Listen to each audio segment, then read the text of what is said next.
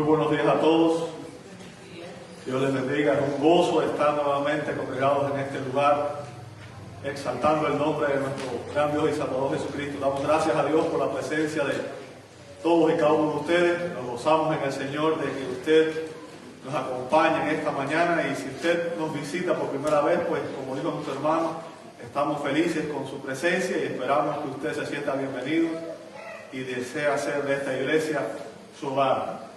Amados, el rol por el que estoy aquí es porque me toca compartir con ustedes la palabra de Dios, y yo les invito a abrir sus Biblias en Romanos capítulo 8, versos 29. Recuerden que estamos siguiendo una serie basada en la epístola del apóstol Pablo a la iglesia de Roma, a los romanos. Y esta epístola tiene para nosotros un gran significado, porque en ella el apóstol Pablo nos presenta el Evangelio de Dios. Ese es el título de esta serie, y enfatiza las doctrinas fundamentales del Evangelio. Y es por eso que hemos estado estudiando este libro capítulo por capítulo, verso por verso, para poder entender exactamente todas las doctrinas que componen el Evangelio de Dios. Porque como el apóstol Pablo dice, el Evangelio de Dios es poder para salvación a todo aquel que cree. Entonces, hay poder en el Evangelio, y es por eso que nuestra obligación como iglesia es proclamar este Evangelio. Romanos 8, 29 y 30, abre tu Biblia, por favor.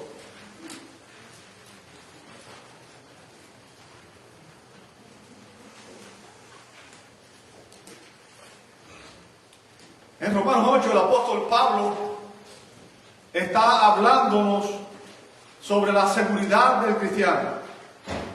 El hecho de que un cristiano está seguro en Cristo, ¿verdad? Y es por eso que este capítulo comienza diciendo: no hay condenación para los que están en Cristo Jesús. Y después termina diciendo: porque nada ni nadie nos puede separar del amor de Dios que es en Cristo Jesús, Señor nuestro. Y en Romanos 8, 28 al 30 hay un paréntesis en el que el apóstol Pablo nos presenta la salvación desde la perspectiva divina, desde la visión divina. Y eso es lo que estamos viendo en estos versos.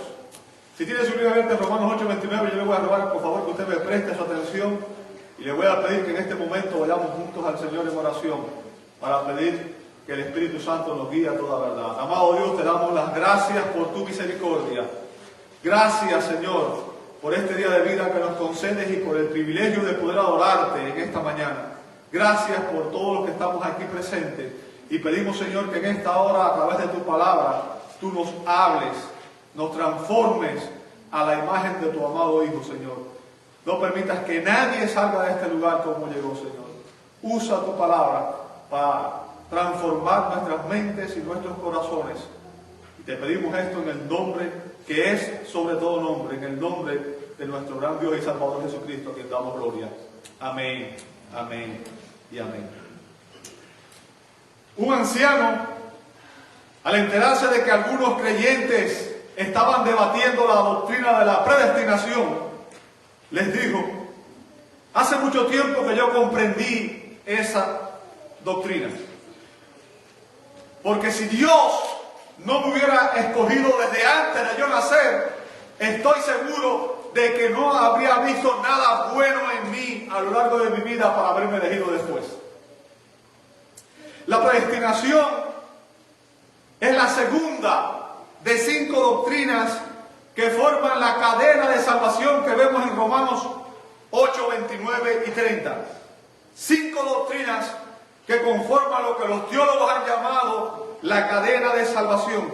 Cada eslabón en esta cadena representa una acción divina, algo que Dios hace por nosotros.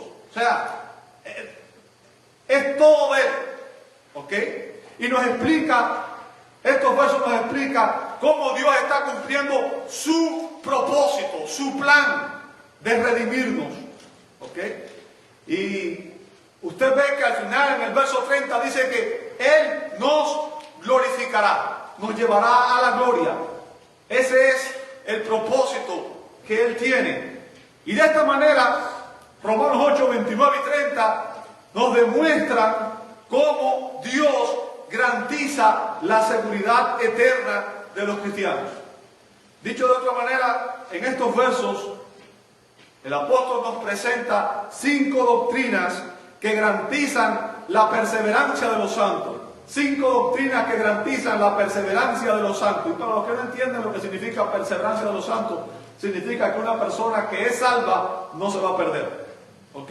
5 doctrinas que garantizan el hecho de que los santos perseverarán hasta el final. Ahora, ¿cuáles son esas doctrinas? Bueno, Pablo nos enseña que los santos perseveraremos porque Dios el Padre nos conoció o nos eligió. Y eso fue lo que vimos la semana pasada. Bien. Y el día de hoy vamos a ver que Él también nos predestinó. Dios nos predestinó. Y está en el verso 29, fíjense que comienza diciendo, porque a los que antes conoció, y después que dice, también los predestinó.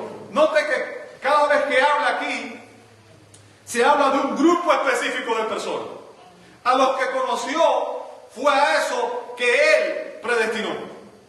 No fue a todo el mundo, fue específicamente a esos. Bien.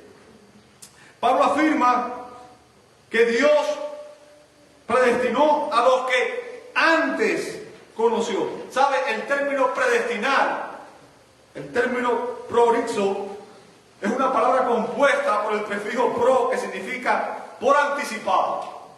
Bien. Y orixo, de donde viene nuestra palabra horizonte, que aquí significa determinar. Determinar. En otras palabras, significa determinar por anticipado. Bien, ese es el significado. Determinar por anticipado o ordenar por adelantado.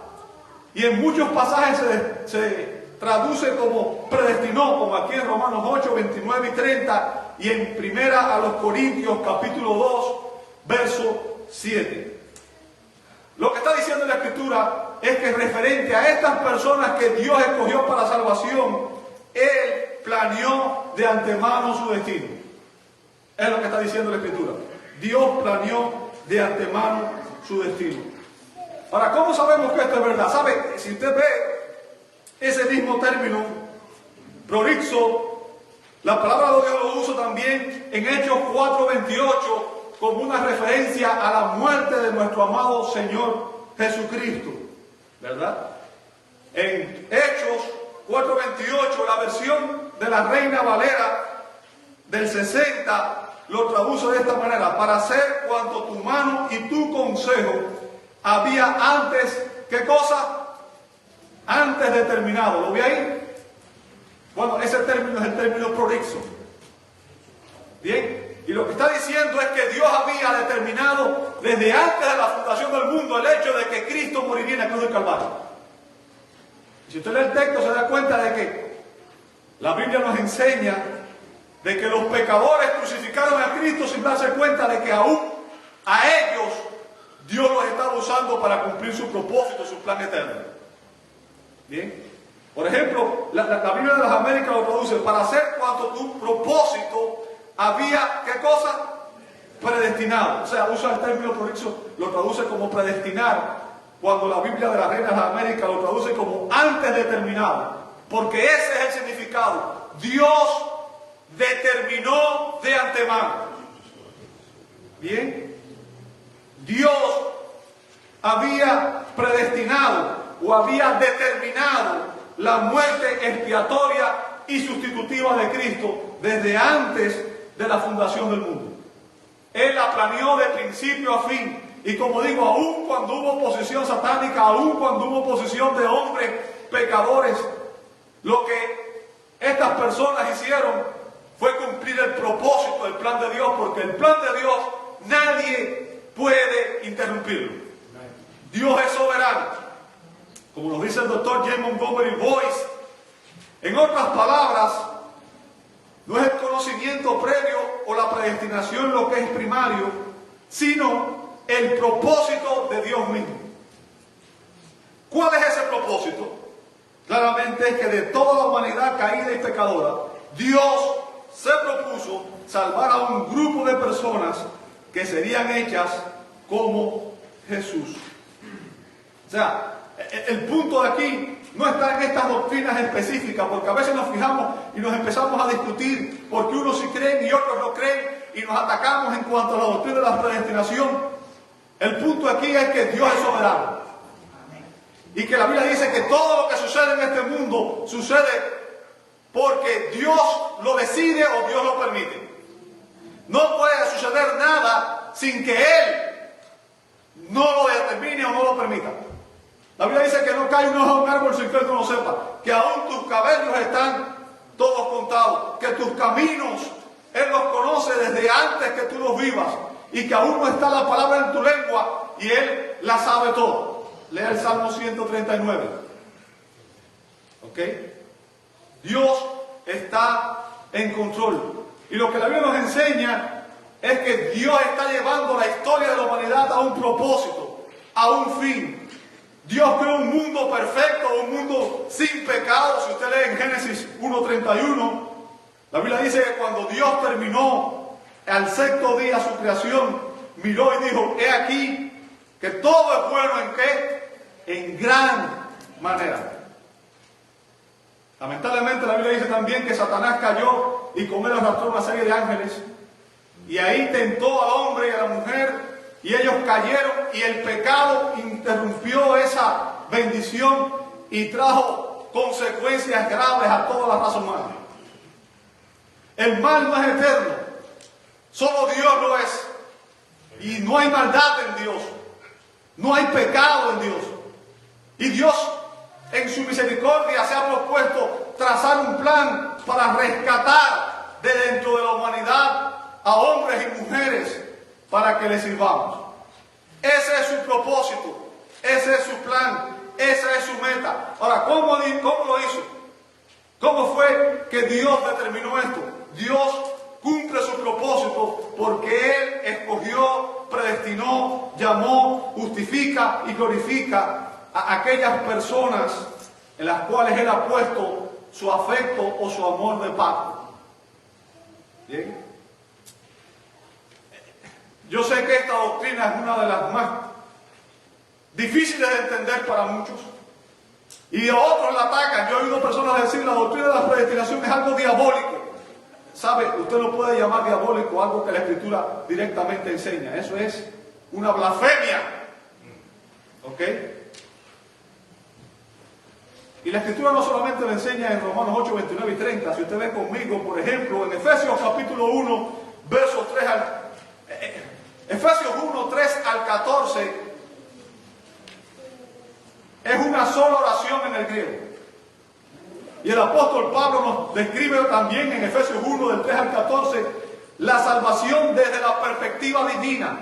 Y nos describe en primer lugar la obra del Padre, nos describe en segundo lugar la obra del Hijo, y luego nos describe la obra del Espíritu Santo en la salvación.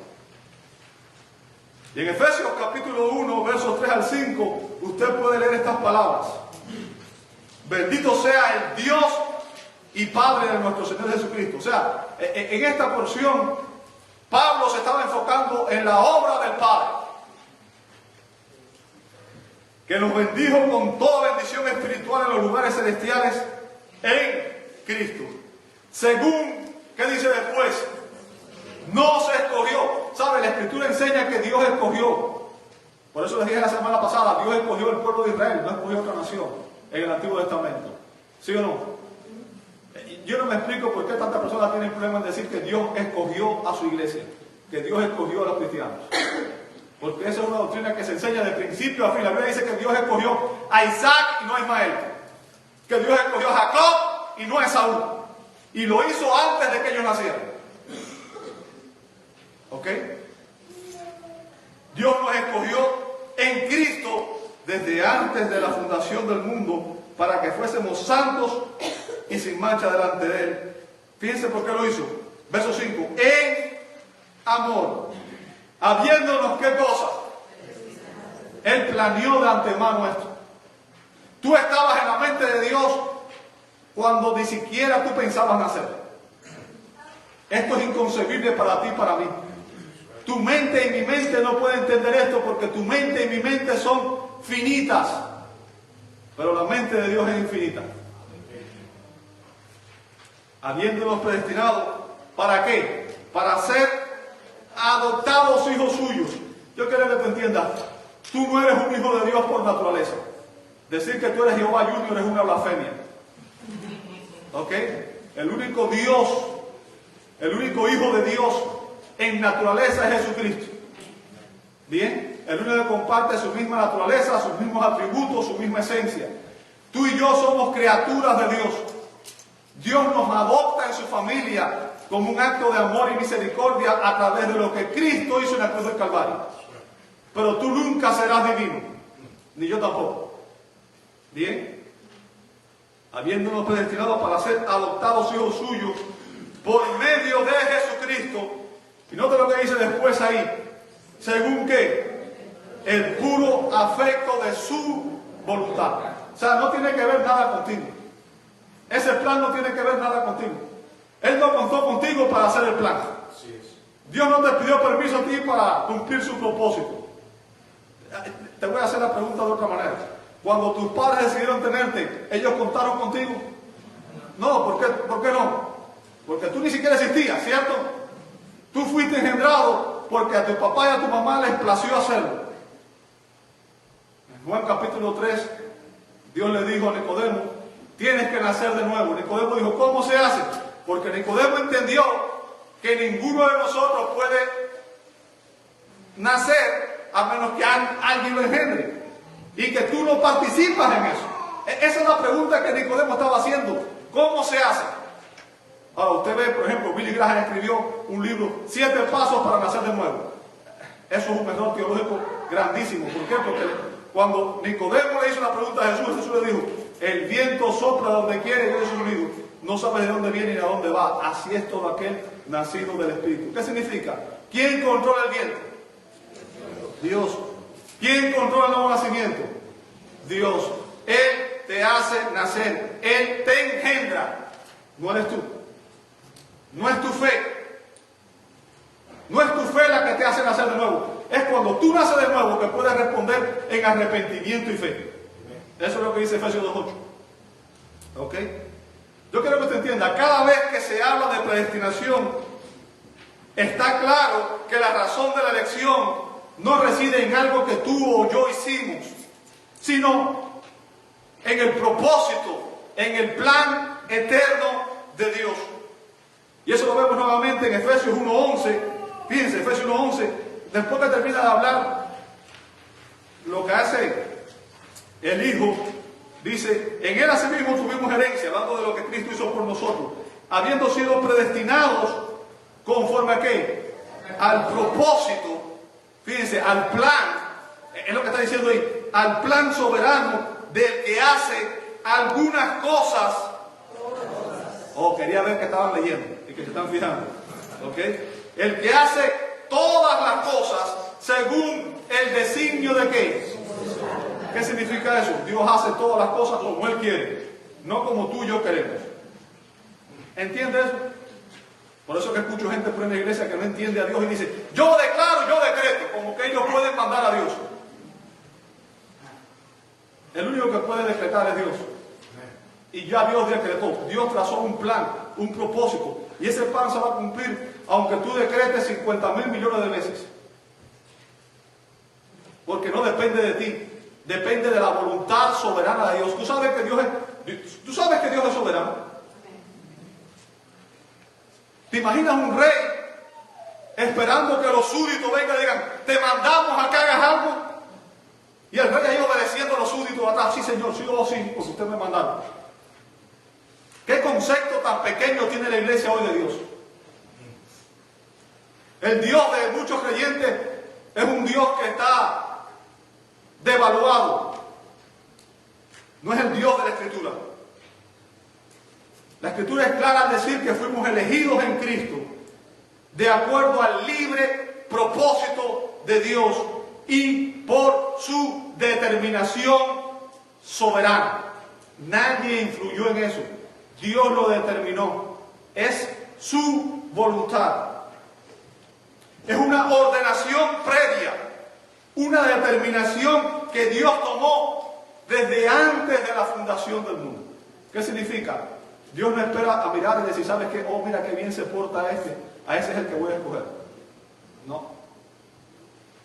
Cuando un padre engendra un hijo, no tiene idea de cómo va a salir ese hijo. ¿Sí o no? El padre no tiene idea de cómo va a ser, si va a ser un buen hijo o un mal hijo. Bueno, estoy hablando del Padre humano, obviamente, Dios sabe todas las cosas. Es la diferencia entre Dios y nosotros, ¿verdad? Dios está por encima de todo. Pero quiero que entiendas que aún Dios sabe todas las cosas. ¿Sabe por qué? Porque Él las controla. Bien, Él las controla. Por ejemplo, se nos dice que después de escuchar predicar el Evangelio a Pablo y a Bernabé, en Hechos 13:48, se nos dice que los gentiles, oyendo esto, se regocijaban y glorificaban la palabra del Señor. Y nota lo que dice después ahí. Y creyeron todos los que estaban, ¿qué cosa?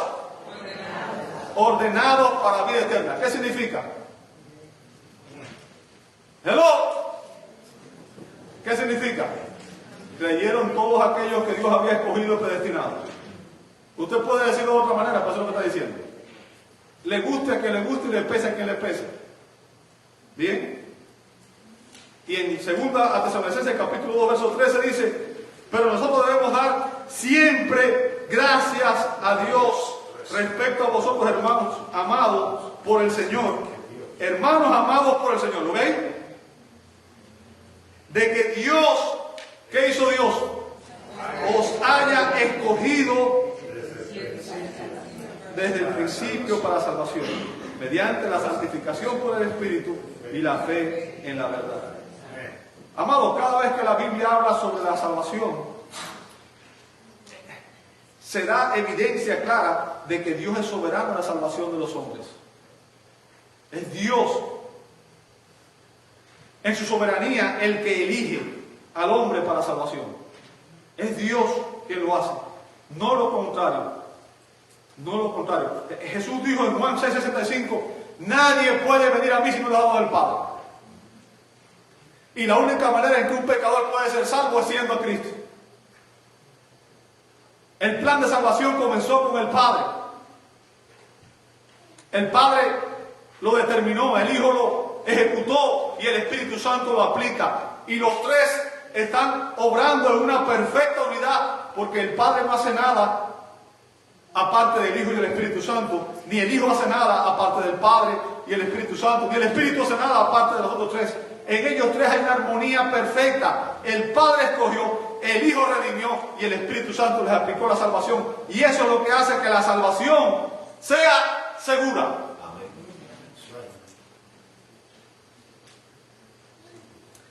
La Biblia nos enseña que aún tu fe y mi fe es un don de Dios.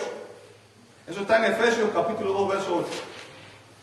Y lo que el apóstol está haciendo es enfatizando la obra de Dios para que usted y yo podamos entender que este maravilloso plan de salvación no puede fallar. ¿Sabe por qué? Porque aunque tú seas infiel, Dios permanece fiel. Aunque tú seas débil, Dios es fuerte. Aunque tú seas necio, Dios es sabio. Y Él se ha propuesto hacerlo. Y como es su propósito, nada ni nadie lo puede interrumpir. Eso es lo que Pablo está enseñándonos aquí. Eso es lo que Pablo está enseñándonos aquí. Dios ha determinado de antemano el destino de todas aquellas personas a quienes Él escogió libremente. Dios está cumpliendo su plan, su propósito en tu vida y en mi vida. Y es eso lo que garantiza nuestra seguridad eterna. El hecho de que usted y yo vamos a perseverar. Yo quiero que usted entienda, yo no podría vivir como estas personas que enseñan que la salvación se puede perder. ¿Sabe por qué? Porque yo reconozco que a pesar de que he sido redimido, peco. El apóstol Juan dice que el que dice que no tiene pecado es ¿qué cosa? Mentiroso. Y entonces, si seguimos pecando, ¿se imagina qué conflicto en mi mente pensar de que yo tengo que mantener mi salvación, ¿con cuántos pecados yo podría caer? Pregunto, ¿con cuántos pecados podría caer? Yo no tendría ninguna garantía o seguridad. Viviría es más, y lo otro que es más importante, la salvación entonces dependería de mi esfuerzo y no de lo que Cristo hizo por mí en la cruz del Calvario. Y la salvación sería por obras y no por gracia. Ya no sería un don de Dios, sería el esfuerzo tuyo y el mío el que tendría que sostener la salvación. Y yo quiero que te entiendas, si la salvación dependiera de ti y de mí, hermano, lo mejor que hacemos es cerrar las puertas e irnos, porque lo más seguro es que ni tú ni yo llegaríamos al final. Si no fuera porque Dios te sostiene, tú nunca podrías vivir la vida cristiana. ¿Ok? La razón por la que estás aquí es porque tú estás dentro de ese plan, ese propósito de Dios. Pero ¿sabes qué? Lamentablemente, gente confunde esto, porque ¿cuál es el propósito de Dios? ¿Cuál es el plan de Dios? ¿Para qué fue que Dios nos escogió y nos predestinó? ¿Simplemente para que fuéramos salvos y después vivamos como nos dé la reverendísima gana? ¿Es eso lo que la Biblia enseña? Lamentablemente eso es lo que enseña muchas veces hoy. Después que eres salvo, ya eres salvo y no importa cómo vivas, puedes vivir como tú quieras. Pero yo quiero que te entiendas, eso no es lo que nos enseña la Escritura. Bien, Pablo dice aquí que fuimos predestinados para que fuesen hechos, ¿qué cosa? Romanos 8, 29. ¿Para qué fuimos predestinados? Para que fuesen hechos conforme a la imagen de su Hijo. ¿Lo vio conmigo ahí, sí o no? Fíjense, el propósito, el plan de Dios incluye nuestra filiación, o sea, el hecho de adoptarnos en su familia. ¿Entiendes eso? Cuando un padre te acoge en su familia, te da la bienvenida y decide que tú vas a formar parte de esa familia y te da todos los privilegios dentro de esa familia. O sea, un hijo adoptado, cuando es adoptado legalmente, tiene todos los mismos beneficios que tiene un hijo natural. ¿Comprende eso? Sí. Así que esa adopción incluye nuestra filiación, pero también incluye obviamente nuestro caminar, porque como padre, Dios se encarga de ¿qué? De supervisar tu andar y el mío, y te va a disciplinar, y te va a enseñar. ¿Comprendes eso? El propósito de Dios es que tú y yo seamos adoptados como sus hijos.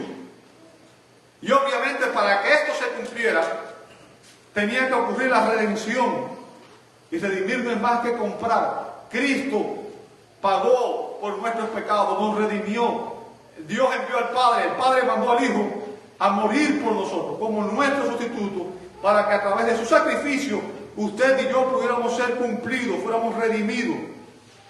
Y todos nuestros pecados pasados, presentes y por venir fueran perdonados.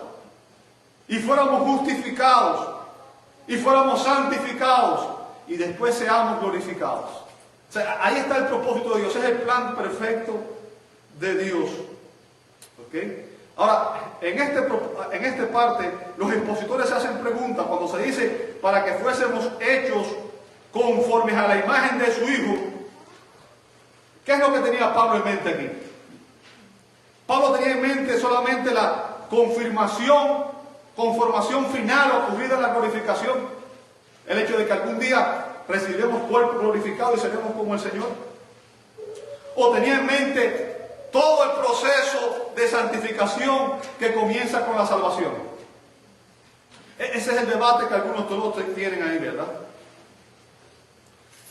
Yo creo, estoy convencido que el contexto evidencia que el apóstol Pablo se refiere aquí a todo el proceso de transformación que comienza con la salvación. O sea, Dios no te salva para dejarte igual. Dios te salva para transformarte. De hecho, la Escritura dice, si alguno está en Cristo, nueva criatura es. Eso está en 2 Corintios 5:17. ¿Qué significa? Hay una nueva vida espiritual en ti. Tú eres una nueva creación de Dios en ese contexto. Tu ser interior, tu alma, tu espíritu ha recibido vida espiritual y tu alma ha sido regenerada. ¿Ok? Así que yo creo que Pablo está hablando aquí del propósito de ese plan de salvación, y en el contexto se evidencia que se refiere a todo el proceso de transformación que comienza con la justificación. Como he dicho anteriormente, Dios santificará a todos aquellos que Él ha justificado. Si Dios te justifica, Él te va ¿a qué? A santificar. ¿Entiendes eso? Porque somos elegidos, debemos vivir vida santa. Eso es lo que dice Colosenses 1:13, segunda de Pedro 1:10. Bien. Aquí coincido con lo que dice el doctor William Hendrickson, cuando afirma que si la renovación gradual a la imagen de Cristo no es lo que Pablo tiene en mente aquí, no nos vemos obligados entonces a llegar a la conclusión de que falta un eslabón muy importante de la cadena de salvación, a saber, el de la santificación. La respuesta que algunos dan a saber que la justificación incluye a la santificación no satisface. Sin duda existe una relación muy estrecha entre estas dos, pero nunca se las identifica totalmente a la una con la otra. En base a esas razones aportadas, creo que la conformación a la imagen de su Hijo, de la que el apóstol habla aquí en Romanos 8:29, se refiere a la santificación. Esta es también obra de Dios, y cita segunda a Tesalonicenses capítulo 2, verso 13. O sea, el punto, amado hermano, es que los cristianos estamos siendo transformados. Estamos siendo transformados continua y progresivamente. ¿Ok? ¿Para qué? Para que seamos conformados a la imagen de Cristo. Para que cada día nos parezcamos más a Cristo. Hello. Para que podamos ser como Él en carácter y en destino. Es por eso que el apóstol Pablo, no solamente el apóstol Pablo, en las escrituras se van a hacer ese tipo de exhortaciones, pero por ejemplo Pablo nos exhortó precisamente a la iglesia de Roma. ¿Sabes? Romanos 1 al 11 es doctrina, y Romanos 12 al 16 es práctica, es cómo el conocimiento se aplica en el comportamiento diario. No haces nada con conocer si no aplicas. ¿Ok? El sabio en la escritura no es el que sabe mucho, sino el que aplica lo que sabe. Bien. En Romanos 12:2, el apóstol Pablo, después que presenta todas las doctrinas de la gracia, en Romanos 12:2 le dice a los creyentes: no os conforméis a este siglo, sino ¿qué cosa? Transformaos. ¿Sabe? El término griego que usa ahí es metamorfosis. Por medio de la renovación ¿de qué? De vuestro entendimiento, para que comprobéis cuál sea la que, la buena voluntad de Dios, porque la voluntad de Dios es como agradable y perfecta. ¿Ok? ¿Cómo ocurre esta transformación? Bueno, esta transformación ocurre cuando el Espíritu Santo de Dios cambia nuestros pensamientos a medida que usted y yo estudiamos constantemente las Escrituras y meditamos en ellas. Es por eso que se nos invita constantemente en la Escritura a deleitarnos en la ley de Dios y a meditar en ella. Recuerda, Salmo 19, Salmo 119 también lo hace, en Colosenses 1:28, en Colosenses 3:10, en Colosenses 3:16, Filipenses 4:8. O sea, el cristiano debe leer continuamente la Escritura y meditar continuamente en la Escritura. Porque de esa manera es que Dios renueva nuestra mente, y la mente renovada estará saturada y controlada por la palabra de Dios. Y el Espíritu Santo es el que aplica esa palabra en nuestros corazones y transforma al creyente de adentro hacia afuera. Yo creo que usted entiende, la vida cristiana no es algo que se puede imitar solamente en lo externo. Alguien dijo por una vez, el hombre puede cambiar su conducta, pero su naturaleza pecaminosa solamente Dios puede cambiarla. Y el cristianismo es un cambio que viene del interior a lo exterior. Uno recibe las convicciones para entonces poder vivir conforme a ella. ¿Okay? Dios está obrando en ti, Dios está obrando en mí una santificación progresiva. Como dijo ahorita, el término transformar ahí, del griego metamorfosis, significa un cambio en la apariencia externa. ¿Sabe? Todo el mundo sabe que la mariposa, antes de ser mariposa, ¿qué era? Un gusano. ¿Y qué pasó? Hubo una metamorfosis y se transformó tanto interiormente como exteriormente. Porque antes el gusano, ¿cómo se desplaza el gusano? Se arrastra. ¿Y qué hace la mariposa? Vuela. Y la pregunta es, ¿quién le enseñó a volar? Obviamente el Creador, ¿no? Pero lo que quiero que usted entienda es cómo esa transformación que ocurre en el interior cambia toda la dinámica de la vida de ese ser. Y es lo que dice la Escritura que tiene que ocurrir en ti y en mí. Tiene que ocurrir un cambio interior que se va a reflejar en nuestra conducta exterior. Si el cambio no empieza bien adentro, todo lo que tenemos es legalismo. ¿Entiende eso?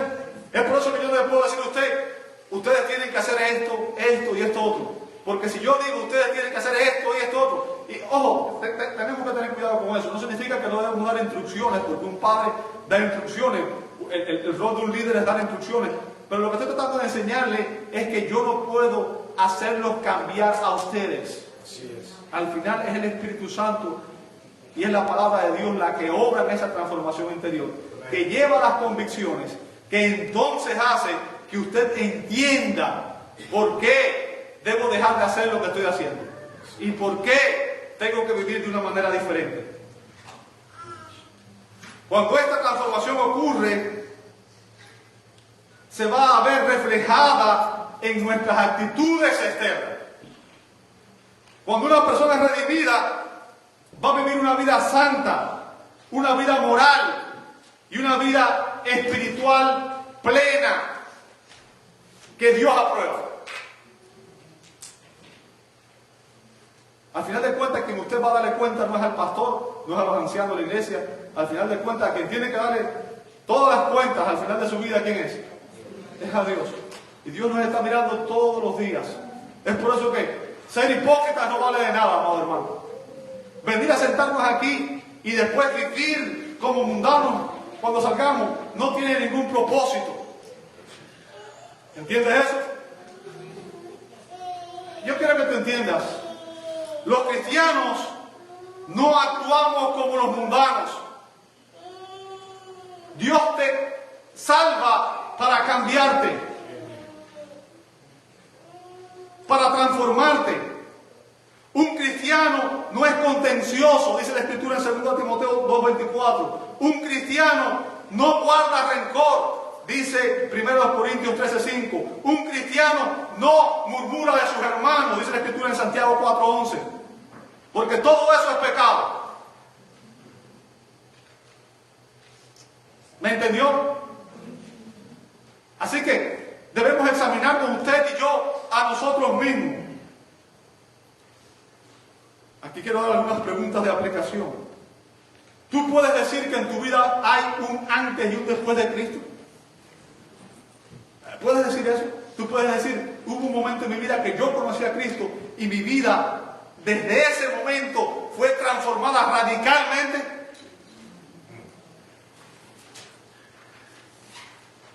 Déjame hacerte otras preguntas.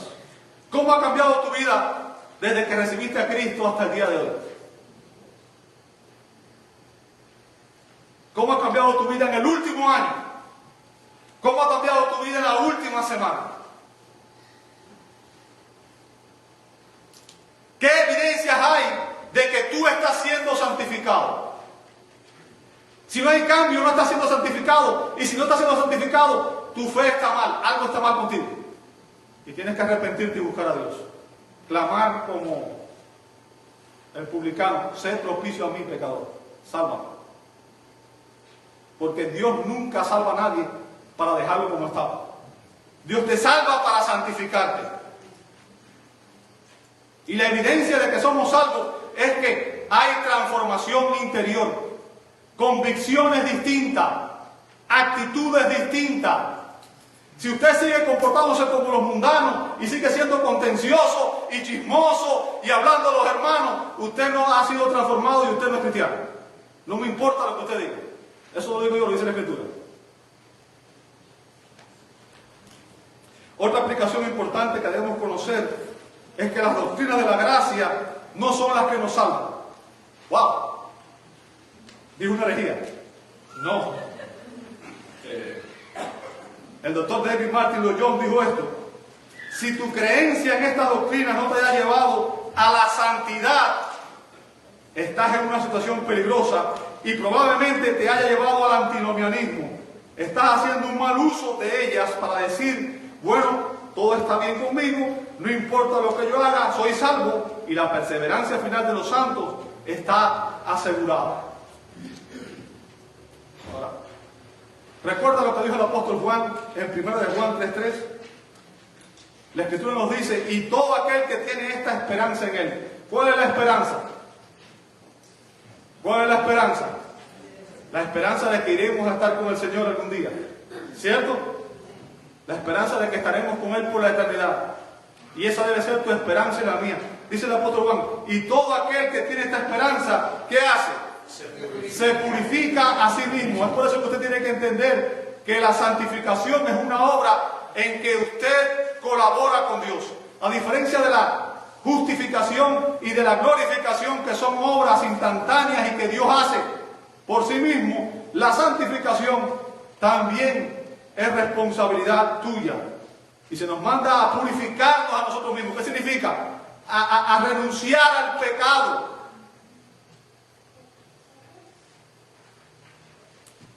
Lo que Juan está diciendo es que vivir a la expectativa del regreso de Cristo debe marcar una diferencia en el comportamiento nuestro como cristianos, en tu comportamiento y en el mío. Debido a que sabemos que el propósito, que el plan de Dios es que seamos conformados a la imagen de Cristo, esto debería motivarnos para que usted y yo deseemos ser como Cristo. ¿Cuándo? ¿Cuándo? Ahora. No esperar a ir al cielo. No, ahora yo quiero ser más como Cristo. Hoy yo debo ser más como Cristo. Y debo mirar a Cristo en los evangelios y pensar, ¿cómo fue que Cristo respondió? ¿Él atacaba a los que le atacaban? ¿Él se rebelaba a la voluntad del Padre? ¿Él odiaba a sus enemigos? Aun cuando lo crucificaron, escuche sus palabras, perdónalos porque no saben lo que hacen. ¿Qué ejemplo? Para ti y para mí. ¿Cuántos de nosotros tenemos esa actitud hacia nuestros hermanos en Cristo? El hermano me miró mal o me hizo tal cosa y ya estoy enojado con él.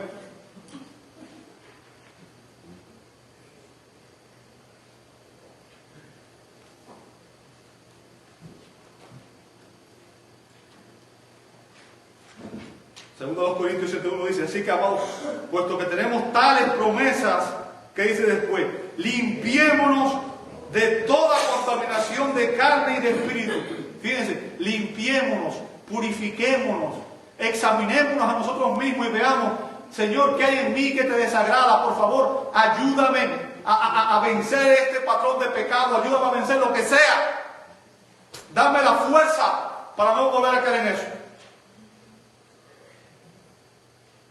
Perfeccionando la santidad en el temor de Dios. Amado, la Biblia dice que horrenda cosa es caer en manos de Dios vivo. Sin santidad nadie verá a Dios. Dios está santificando un pueblo. Él no está jugando como usted y como yo muchas veces al cristianismo.